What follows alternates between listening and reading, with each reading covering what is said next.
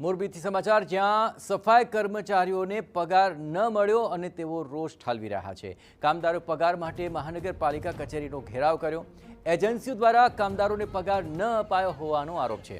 એજન્સીની મુદત પૂર્ણ થઈ ગઈ અને કર્મચારીઓને જાણ પણ નથી કરાય તેવો કર્મચારીઓનો દાવો છે। વહેલી તકે પગાર ચૂકવવામાં આવે તેવી સફાઈ કર્મીઓ ઉગ્ર રજૂઆત કરી રહ્યા છે।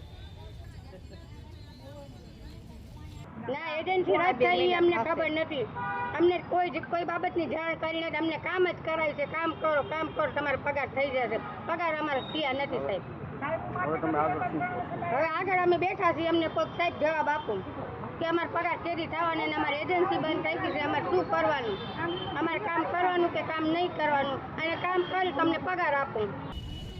તરફ જ્યાં શહેરને સ્વચ્છ રાખનાર સફાઈ કર્મીઓને એજન્સીઓ સામે આરોપ લગાવ્યા છે ત્યારે ડેપ્યુટી કમિશનરનું કહેવું છે કે એજન્સીની મુદત પૂર્ણ થઈ હોવાને લીધે મુદત વધારવાની પ્રક્રિયા ચાલુ છે। ત્યારે એજન્સીને ફરીવાર કામદારોનો પગાર ચૂકવવા સૂચના અપાશે તેવું નિવેદન આપ્યું છે।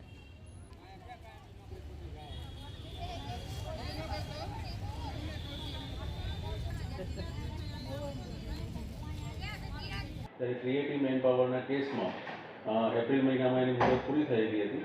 ત્યારબાદ મુદત વધારાની કાર્યવાહી અત્યારે ચાલુ છે। એ કર્યા પછી એને તમામ પેમેન્ટ કરી દેવામાં આવશે।